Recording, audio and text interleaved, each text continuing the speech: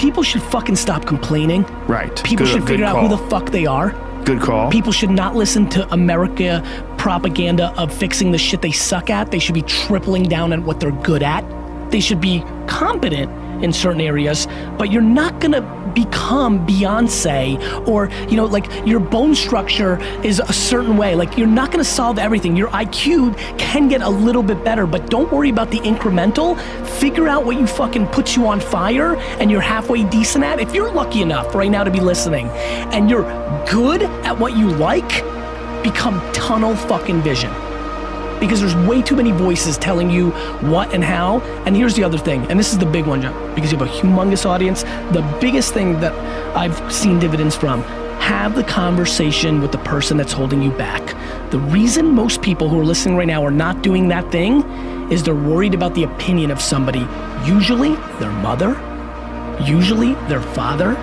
And the reality is that your spouse may be the person holding you back, and you have to have that conversation. Cut them off. We have to get to a place where you're doing you, because the number one thing that scares the fuck out of me is regret. And you're gonna sit there at 72 and you're gonna say, I wish, I wish, I wish. And whether that's money or spend more time with your family, there's a million ways to do this. Our whole lives are guided moment to moment by the state we're in. Learning how to change your state, not bullshit, not fake, but to go from pissed off, frustrated, freaked out to back in your center, or creative, or determined, or something that's gonna move you forward. It's gonna create a better quality of life for you and others.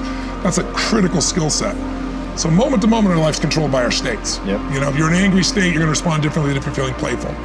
But what controls those states long term is your model of the world. Everyone has different goals and dreams and desires, but as I traveled around the world to 100 countries, I started going, holy shit, I'm seeing the same problems. What's underneath it? I began to see that there are these same 6 human needs that we all have, the same needs. We all have a need for certainty, that we can avoid pain and we can have some pleasure, some comfort. We all need uncertainty.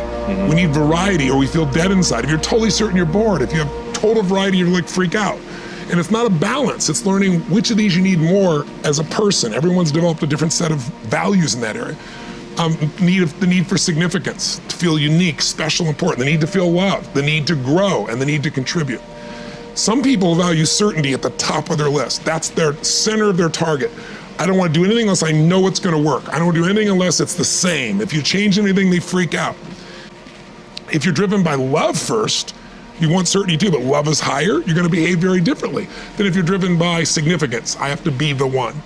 The two that most people have, 90% of the planet, if you said, of all these needs, which one do you really focus on most day to day? Everybody wants love, but what do you focus on? Most people focus on being significant. We live in a Facebook world where people fake their life, put new filters, make it look different than it really is, tell stories that, you know, are totally full of it to make themselves look good.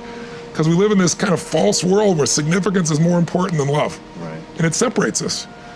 Whenever you look at somebody that's been successful, do not allow yourself to make them extraordinary at your expense.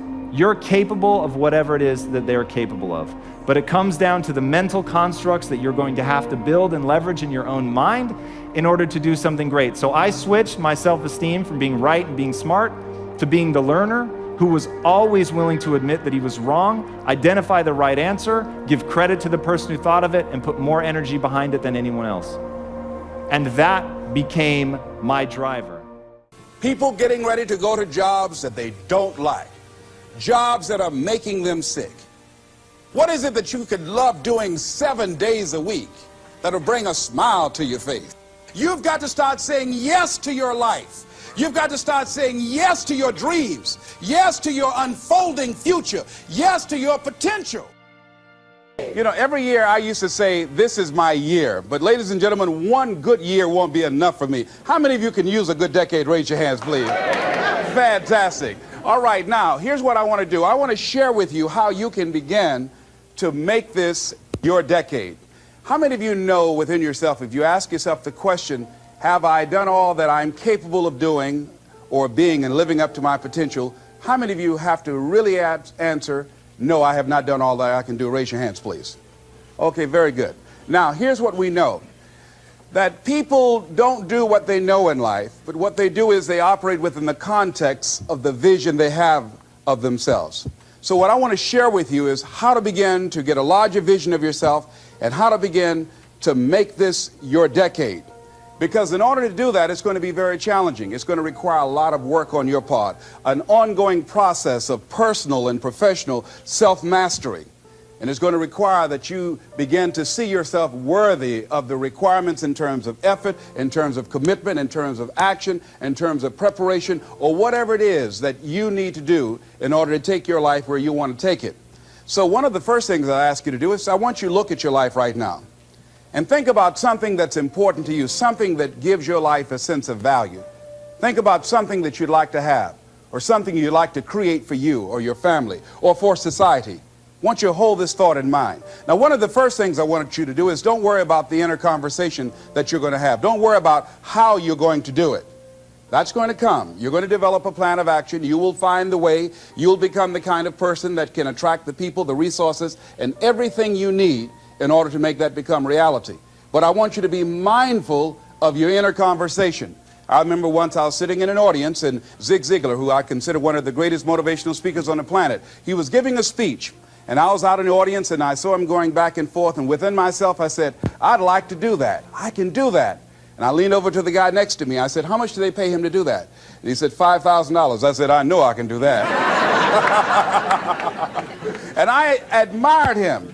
And then on the way home, when I was driving from Tampa, Florida, back to Miami, Florida, my inner conversation kicked in. And it said, Les Brown, you can't do that. You don't have a college education. Les Brown, you can't do that. You don't have the money. You don't have the contacts. You've never worked for a major corporation. What makes you think that you can make more in 1 hour talking than you've made working for a whole month? Now, I want to ask you a question. How many of you have ever thought about something you wanted to do and you talked you out of it? Raise your hand, please. That inner conversation, ladies and gentlemen, is the reason that most people take their greatness, take their ideas to the graveyard with them. You know, the wealthiest place on the planet, a minister said recently, and it was so true, is not the gold mines in the various areas of the world or the diamond mines. The wealthiest place on the planet is the graveyard. Because in the graveyard we will find inventions that we never ever were exposed to. Ideas, dreams that never became reality, hopes and aspirations that were never acted upon. Because most people allow that inner conversation, for whatever reason, to keep them from ever pursuing their goals. So let us begin to look at what's required in order to make this our decade. Why is it that most people don't ever reach their goals or live up to their true potential? One is fear. And there are only two kinds of fears that we're born with. The fear of falling and the fear of a loud sound. All other fears we learn, like the fear of failure. The next is the fear of success. That's one of the major challenges I had to deal with. I was working on a major project, and after it began to grow and it was extremely successful, I panicked and I walked away from it and gave it to someone else because I didn't believe that I could handle it. The other thing that keeps most people from reaching their goals is that a lot of people become comfortable. They stop growing. They stop wanting anything. They become satisfied. They stop looking at ways in which they can improve themselves. They stop putting things in front of them. I was reading something by a great man, George Bernard Shaw, and he said something to the effect that to have succeeded is to have finished one's business on earth. Like the male spider who is killed by the female spider the moment he has succeeded in his courtship. And he goes on to say, I like a state of continual becoming with a goal in front and not behind. I remember after giving a speech at a major corporation, a gentleman came up to me who was up in years, and he said, you know, that's real great motivation for you young guys, but I've done all my work. There's nothing else for me to do. I said, oh, yes. You've got a lot to give. You have a lot to offer. The fact that you're still here means that your business is not through yet. The other thing that keeps us from reaching our goal is not feeling worthy. That's where a lot of people get stuck. Because, see, when you don't feel worthy of your goal, you'll begin to unconsciously engage in self-destructive behavior, like procrastinating, constantly putting things off, squandering your time, and that's what life is made of. Something else that keeps us from reaching our goal, and that is many times because we spend so much time complaining and blaming everybody or everything. I'm reminded of a friend of mine who talked about the fact that one day he was walking by this house and some people were sitting on a porch, and there was a dog on the porch, and this dog was just moaning and groaning. So he was curious, and he asked the owner, he said, "Why is this dog moaning and groaning?" And the owner said, "Because he's laying on a nail." He said, "Well, why doesn't he get off?" He says, "It's not hurting bad enough for him to get off." How many of you know people who moan and groan and complain about life all the time, all right? They might moan and groan about their job. "I'm sick of this job. I'm sick of you." And they just moan and groan and complain all the time and never do anything about it. They haven't got to the point where they're sick and tired of being sick and tired. They just have enough energy to complain about it, and they consider that, in fact, they believe that that's equivalent to doing something about it, just complaining. No, that can't get you where you want to go. That cannot create your reality for you. The other thing that keeps most people from realizing their true greatness and their true potential, circumstances, their environment. There are many people who believe because of where they're born, because of the area where they are in life and where they find themselves, that's all they know. Given my circumstances, ladies and gentlemen, I shouldn't be doing what I'm doing right now. See, I know something about you, even not knowing you, that you've got greatness within you. You have the ability to do things that you can't even begin to imagine. You have talents and skills in you that you haven't even begun to reach for yet. No one could have convinced me, given my circumstances, given my background, that I would be doing what I'm doing right now. I was born in Liberty City on a floor on 62nd Street, my twin brother and me. When we were 6 weeks of age, we were adopted. When I was in 5th grade, I was identified as EMR, labeled educable mentally retarded, and put back from the 5th grade into the 4th grade and stayed in that category until I got out of high school. I have no college training, but here's what happened. I had an intervention in my life. A man who saw something in me at a time that I did not see something in myself. I never forget being in his class one day waiting on a friend of mine who was there to rehearse for a play. He did not show up, and he asked me to go up to the board and write something on the board. And I said, "I can't do that, sir." He said, "Why not?" I said, "Well, I'm in a special education class." He said, "What do you mean?" I said, "Go up to the board and write what I'm about to tell you." I said, "I can't do that, sir." "Why not?" "I'm educable mentally retarded." And he came from behind his desk. He said, "Don't ever say that again. Someone's opinion of you does not have to become your reality." And that changed my life. It was Oliver Wendell Holmes who said that once a person's mind is expanded with an idea or a concept, it can never be satisfied to going back to where it was. So some of you are going to experience a breakthrough. Some of you are going to go back and look at your dreams and brush them off. Some of you are going to begin to look at yourself and say, "Hey, look here, I know I have not done all that I can do." Whatever goal that you have in mind, I want that to be a goal that will challenge you, something that will make you stretch. It was Osborne who said, unless you attempt to do something beyond that which you've already mastered, you will never grow. What is it that you looked at some point in time and you decided that you couldn't do it, that you talked yourself out of it? Whatever it is, bring it back out there. How you're going to do it, that will come to you in due time. So you don't get in life what you want, ladies and gentlemen. You get in life what you are, not what you want. And see, the good news is that we can always become more by working to develop ourselves. So the first process of making this your decade, you've got to begin to take a look at your life and look at where are you right now? What are your strengths? What are your weaknesses? What gives your life a sense of fulfillment, a sense of joy? What does a full, rich life means to you? What is it that you could love doing 7 days a week that'll bring a smile to your face? Think about that. In all the areas of your life, your professional life, your personal life, your family life, your spiritual life, what is it that you'd like to have? Once you begin to determine that, that takes you to the next step. And that is, once you decide what it is that you want, now you've got to decide that you deserve that. Repeat after me, please. I deserve the best that life has to offer. I deserve to find my purpose in life. Shake somebody's hand on your right and left and say, find your purpose.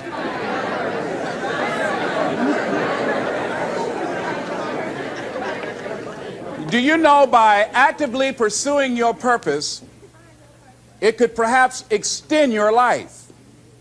The number one killer in this country of all the diseases we have, heart disease. That's the number one killer. And if you ask most people, when is it that the majority of people have their first major heart attack? Some people will tell you as a result of obesity, or smoking cigarettes, or high cholesterol, or high blood pressure. And all of those are contributing factors. However, the truth of the matter is that most people don't realize that the majority of people suffer their first major heart attack on Monday morning between 8 a.m. and 9 a.m. People getting ready to go to jobs that they don't like, jobs that are making them sick. You see, when you're not pursuing your goal, you are literally committing spiritual suicide. When you have some goal out here that you're stretching for and reaching for that takes you out of your comfort zone, you'll find out some talents and abilities you have that you didn't know you have. I started speaking just to elementary school kids because I knew they didn't know what I was talking about. And they gave me all kind of standing ovation. We like you, yeah.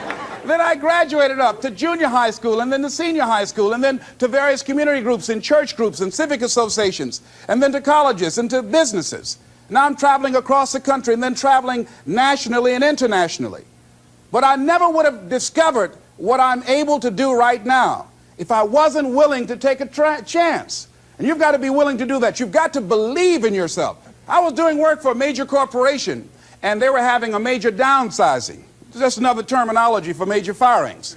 And so the people that were working there, they approached them and said, listen, you are eligible for early retirement.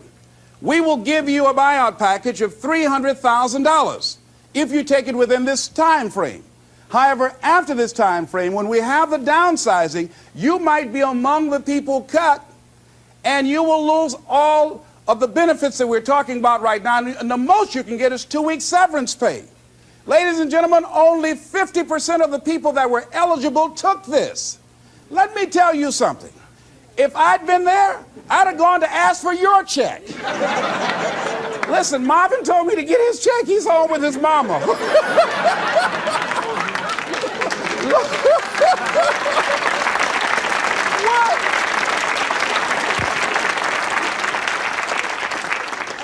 I would have taken that money so quick and had other people checks. They said, Les got your check. See, ladies and gentlemen, life is too short trying to play it safe. It's too short and unpredictable, being miserable. It's too short for that. Here's the thing. There's no safe position in life. Let me tell you why. It's a quiet secret that most people don't realize. You can't get out of life alive. Hello, you can't get out of life alive. So there's no safe position. You can die in the bleachers or you can die on the field. You might as well come out on the field and have a good time, right?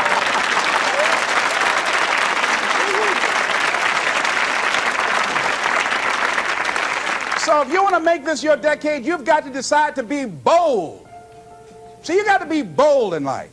You got to take life on. I remember I was at a major corporation. I had to give a presentation, and there were two guys sitting across from me, and the guy said to the other fellow, looking at the last two finalists, and that involved my firm and their firm, said, listen, looking at the credentials, this guy doesn't have any credentials.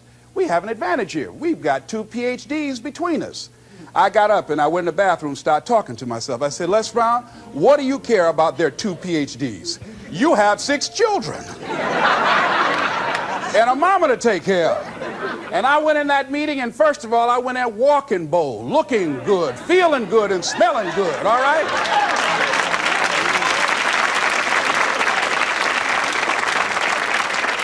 And I sat across that table, and we started negotiating, and I operated in a spirit of absolute certainty.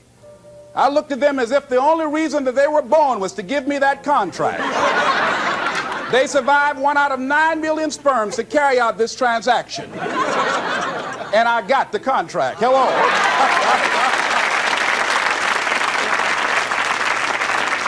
So you've got to decide to be bold. Most people go through life trying to creep. No, no, no. Trying to be casual about it. No, no, no. You go through life being casual, you'll end up a casualty. No.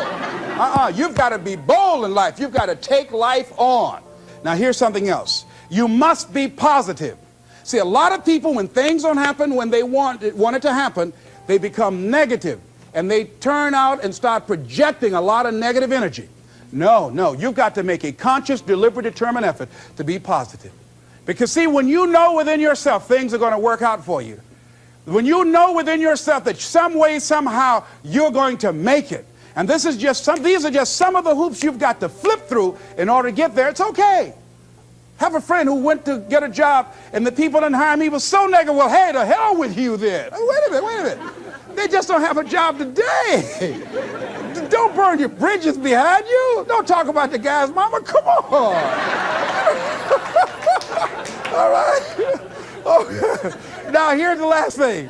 If you want to reach your goal and have a competitive edge, you've got to be hungry. A lot of people love me to tell this story. When I got out of school, you know, my first major goal was to buy my mother a home, and my hero in broadcasting was Paul Harvey, and I wanted to become involved in broadcasting, and I loved the disc jockeys that were on the air, and I wanted to become a disc jockey. And Mr. Washington said something to me that I'll never forget, who was my mentor in high school. Repeat this. Whitney Young is his quote. It's better to be prepared, for an opportunity, and not have one, than to have an opportunity and not be prepared. See, so I started working to develop my communication skills and expand my vocabulary. I started visualizing myself being a disc jockey. I saw myself on the air having a talk show and playing records and people listening to me. That was my vision. That was my dream. I held that in mind constantly. And I would practice all the time. Practice makes what? Perfect. Absolutely not. Just dislodge that from your mind. Practice only makes improvement. Perfection doesn't exist. They need to take it out of the dictionary. It doesn't exist. Practice only makes improvement. You can always better your best. You have not done your best work yet. As long as you're here, you have a chance to transcend yourself. So don't believe in perfection. It doesn't exist. It only makes improvement. So I would practice every day. And finally, I went over to this radio station, asked a guy for a job named Mr. Butterwall, and I said, how you doing, sir? I'd like to get a job. I was working on Miami Beach at the Fontainebleau Hotel at the time. The Jackie Gleason and the June Taylor dances were famous. And my favorite program on television, most people would not remember, John Beresford Tipton. Hi, my name is Michael Anthony. I have a check for $1 million. How many of you remember that program, all right? The Millionaire, that was my favorite program on television, you know. So this is my fantasy, you know, and every time we would drive from Miami Beach, I would fantasize, oh, that's the house. When I get my million, I'm going to buy my mother that home over there. So that's my fantasy. So I went up to Mr. Butterball, and he said, do you have any radio experience? I said, no, sir. You have any background in journalism? I said, no, sir. I said, but I can never get experience if you don't give me the opportunity. I've been practicing a lot, sir. He said, I'm sorry, we don't have any job for you. I said, thank you, sir. He didn't know my reasons for being there. My reason, I wanted to use radio as a means to earn the money to buy my mother a home. I went back to the radio station again. I said, how you doing, Mr. Butterball? My name is Les Brown. I know your name. Didn't I just see you here yesterday? I said, yes, sir. I said, y'all have any jobs here? Didn't I tell you yesterday we didn't have a job? Yes, sir, but I thought maybe somebody got fired or resigned. I didn't know, sir. I went the next day. How you doing, Mr. Butterball? He said, yes. And I just didn't take it personal. How you doing? So y'all have any jobs here? Didn't I just tell you yesterday and the day before we didn't have any work? Well, I thought maybe somebody died, sir. I didn't know. I went the next day, showed up like nothing was wrong, like I saw him for the first time. How you doing, Mr. Butterball? Y'all having here? He said, boy, make yourself useful. Go get me some food. I said, yes, sir. See, many times when you want more, you've got to be willing to pay your dues.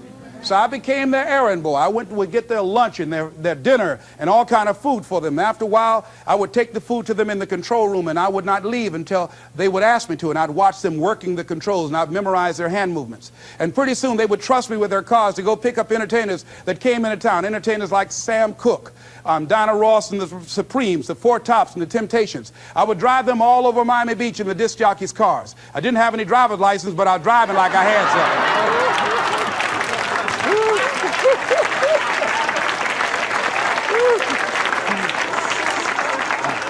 Finally, one day I was at the radio station, and a guy by the name of Rock was drinking while he was on the air. It was a Saturday afternoon. I was the only one there. None of the other jocks were available. And I was looking at him through the control room window, saying, drink, rock, drink. Drink, rock. I'd have gone to get him some more if he'd asked me to. Drink, rock. Pretty soon the phone rang. It was the general manager. I said, hello? He said, Les, this is Mr. Klein. I said, I know. He said, Rock can't finish his program. I said, I know.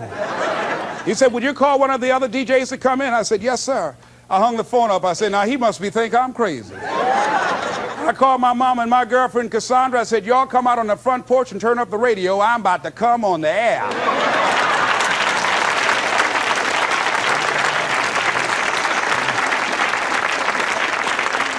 I waited for about 20 minutes and I called him back. I said, Mr. Klein, I can't find nobody. He said, young boy, do you know how to segue the records? I said, yes, sir. He said, go in there and don't say nothing here. I said, yes, sir.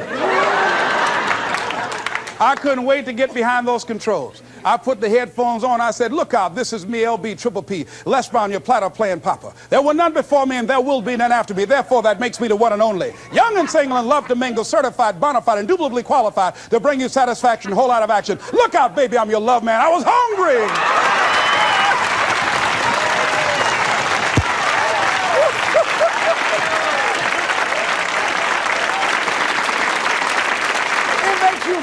Better when you are able to have charge of your destiny, doesn't it? Gives you a good feel. Gives you choices. You can do more things. See, my first major goal was to buy my mother a home.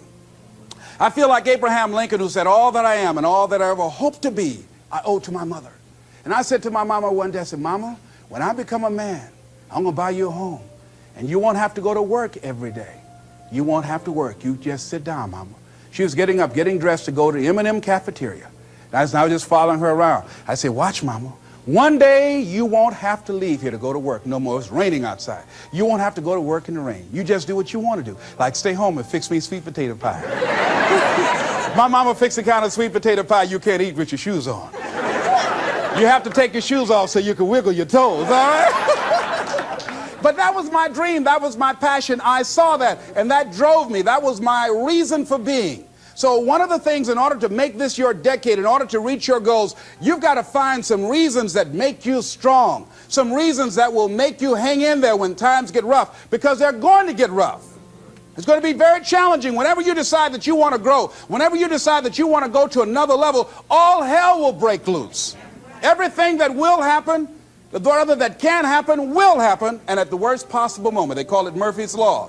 See, whenever you decide that you want to go to another vibration, it's like when you get into an airplane. The first thing they tell you to do is do what? Fasten your seatbelt. Because you're going to experience some turbulence when you're going up. And some of you are already experiencing that turbulence. Don't be frightened by that. See, whenever you decide you want to go to another level, you've got to fasten your psychological, your mental, and your spiritual seatbelt. Because there's going to be a while before you experience a comfortable altitude. You're going to get there. It's there. But you've got to go through this phase here. This is how you grow. This is how you develop. See, life is like a roller coaster. Sometimes you're up, sometimes you're down. Sometimes things go well, and sometimes they don't go well.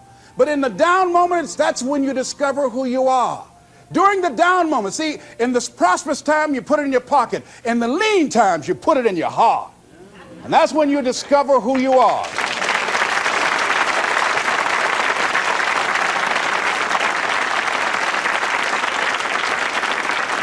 So find 5 reasons that empower you. Why is it that you deserve your goal? What are the 5 reasons that you won't give up when life catches you on the blind side? When the messenger of misery visits you? What are you going to do? What will keep you in the game when life knocks you to the canvas?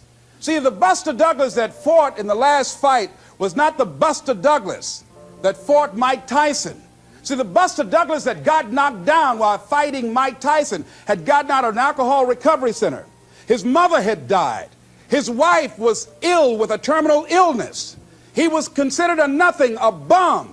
So when he got knocked down, Buster Douglas had a reason to get back up, because he said, I'm dedicating this fight to the memory of my mama.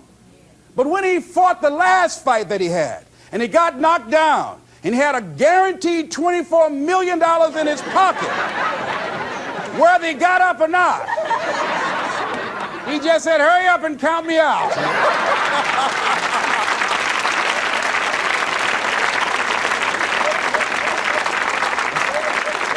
And I don't blame him. Why get hurt? I said, no, why'd you leave so soon? Somebody's about to get hurt, me.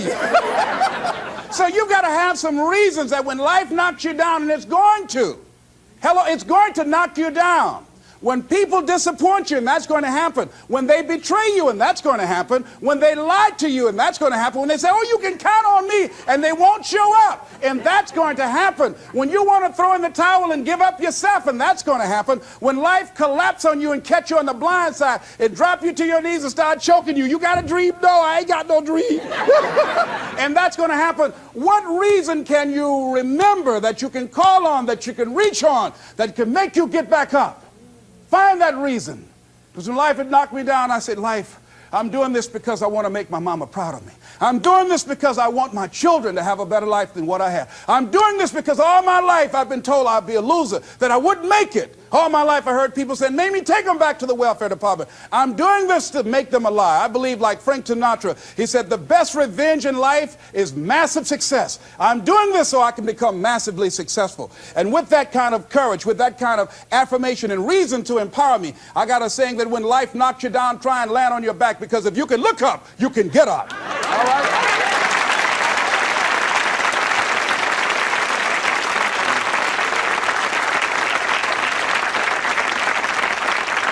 So when you run out of money, when things don't work out for you, when things happen that you could not anticipate, what are the reasons that you can think of that can keep you strong, that can keep you in the game, that will be your rod and staff to comfort you, that can be your bridge over troubled waters? Those reasons are very important. Nietzsche said, if you know the why for living, you can endure almost anyhow. So find out the reasons that you do what you do. Find out the reasons that will make you strong, that will make you walk by faith and not by sight, that will make you pursue your dream when everybody is against you or don't believe in you no more.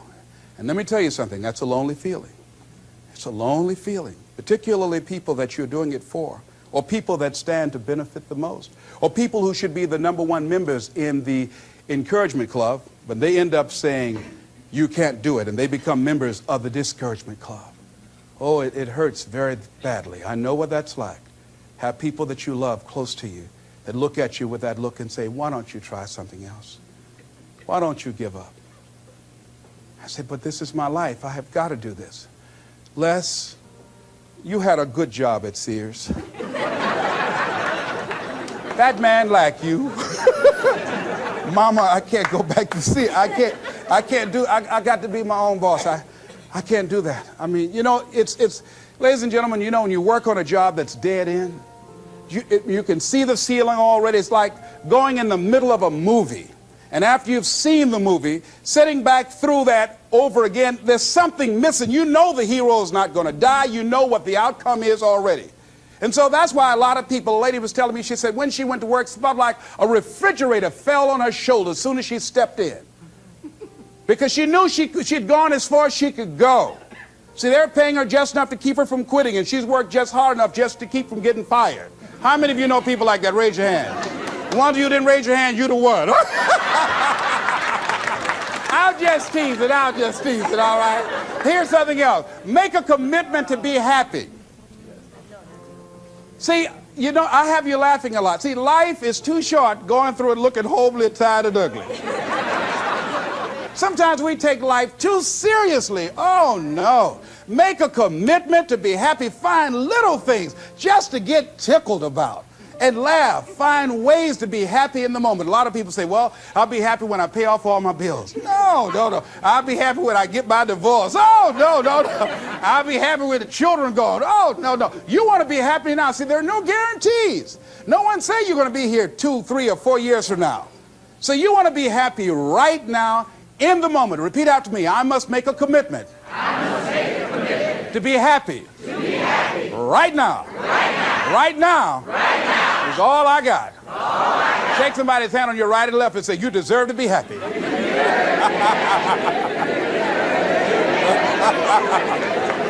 Make a commitment to be happy. because life now has new meaning for you. Just enjoying the sunset, or just looking at life, or looking at nature, going for a walk. It's the little things in life that counts. Here's something else that you want to begin to do in order to make this your decade. You want to begin to get all the toxic people out of your life. Hello? Energy drainers, get them out of your life. See, ladies and gentlemen, it takes a lot of energy to reach your goal. It takes a lot of emotional, mental, and spiritual energy to reach your goal. And you can run faster with 100 who want to go than with one around your neck. So there are two kinds of relationships. Sid Simon talks about this. Nourishing relationships and toxic relationships. Nourishing relationships are the relationships that inspire you. They motivate you. They bring the best out of you. Toxic relationships are relationships with people that always criticize you. All they can do is find fault. All they can do is just exploit your weaknesses. All they can do is remind you of the mistakes that you've made in the past. These people are bad for your health. Toxic people can run your blood pressure up. One apple can spoil a whole barrel. One negative energy drainer can spoil your whole life. I know people whose lives have been ruined because somebody wasn't good for them. See, there are some people that aren't good for you. Hello? They aren't good for you. You've got to get them out of your life. See, a lot of people put up with a lot of foolishness because they don't want to die by themselves. Here's what I believe. I believe in a one-to-a-box theory.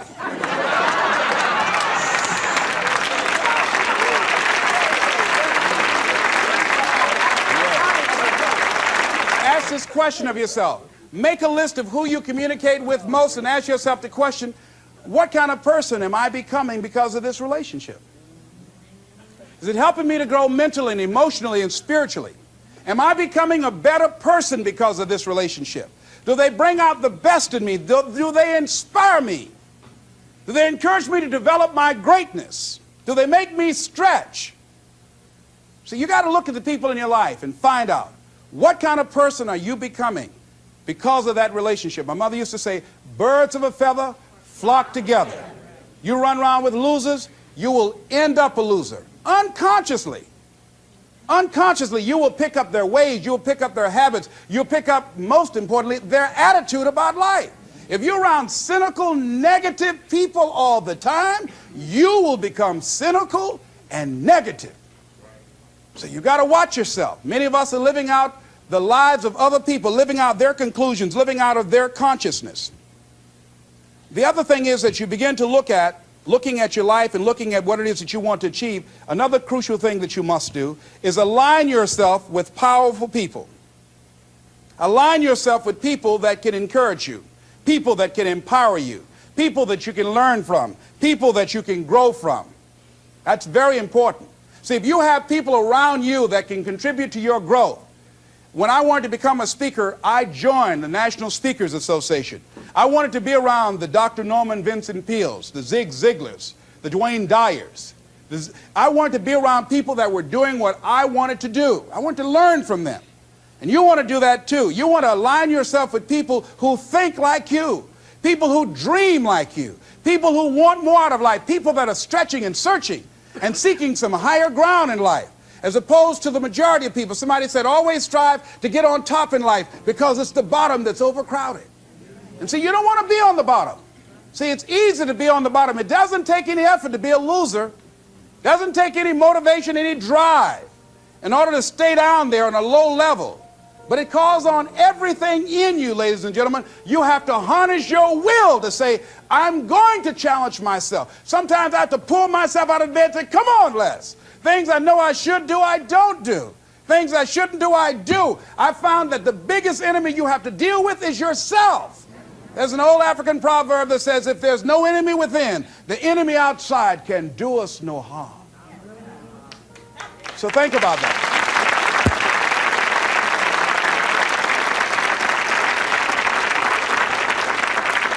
So as you begin to look toward making this your decade, as you begin to look toward making your life different, as you begin to look at yourself, you've got to redefine yourself. Who are you right now? And who must you become in order to create what you want? What has to change about you? What is it that you're doing right now that would be a liability for you? As you begin to look toward the future and take inventory of yourself, what is it about you right now that you've got to leave this behind because this no longer fits? Looking at where you want to go and the kind of person that you must become, the kind of standards that you have for you. What is it that you must do differently? Repeat out to me, please. If you want to keep on getting what you're getting, keep on doing what you're doing. See, that doesn't take an Einstein for that one. Am I right? It makes sense unless you change your pattern, unless you change the way you're thinking, unless you change your behavior, you're going to continue to produce the results in your life. See, all of us are winners, but some of us are producing results that we don't want. And so all you have to do is look at your game plan, look at your strategy. How is it that you have been being? What is it that you've been doing to produce this? See, you're the director, you're the producer, you're writing the script, you're the star of your life. And as you begin to look at your life, you can decide whether or not it's a smash or whether or not it's a flop. That's in your hands.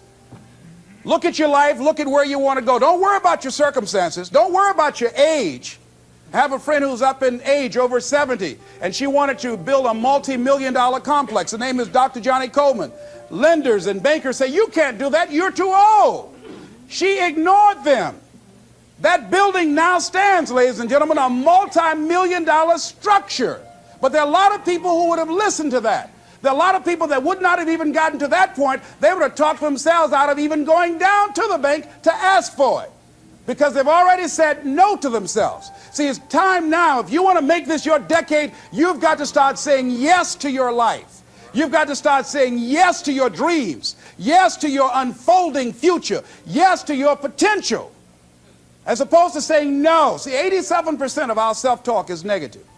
So you've got to make a conscious, deliberate, determined effort to say yes to your dreams. Why not? Why not me? Don't spend time like most people going through life complaining. Don't try and get on talk shows and tell everybody how life has done you wrong. Here's what's happening in the audience. 80% don't care, and 50% glad it's you.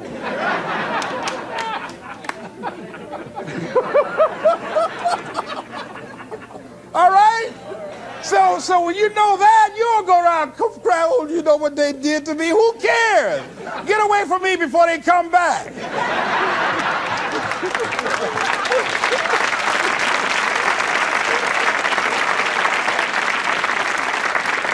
I had a friend of mine that said something that's very important. He said, hey, it doesn't matter what happens to you. The only thing matters, what are you going to do about it? That's all that matters. Okay, life knocked you down. What are you going to do about it? How long are you going to sit there and say, you know what they did to me? How long? Who wants to hear that racket? Use that energy to get up from there and move on and get on with your life. You got to learn to let the past go so you can grow. Many people never act on their dreams because they allow their past experiences to determine what their possibilities are. Whatever you've done in the past, that's not a reflection of your possibilities. That's just a reflection of your consciousness. That's just a reflection of your development and your growth. The future is unfolding for you right now. The future is unlimited for you right now.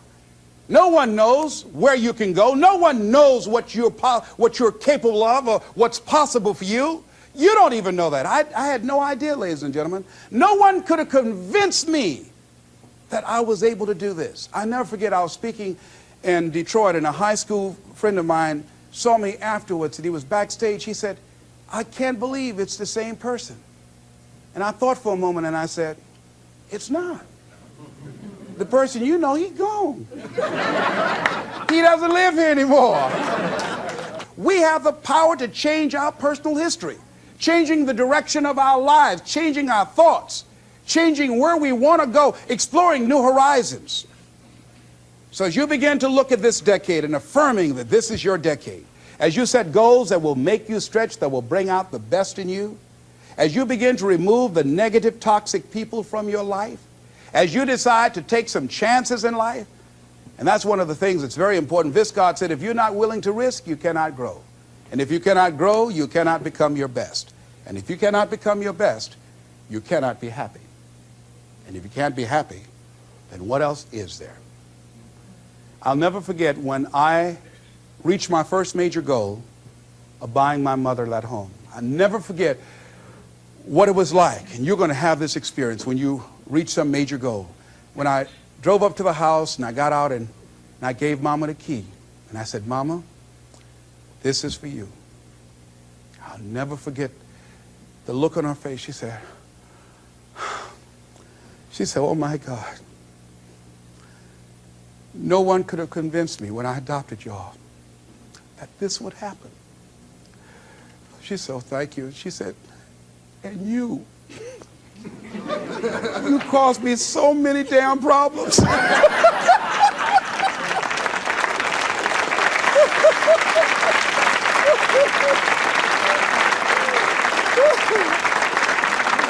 I was just one of those kids that had a lot of energy.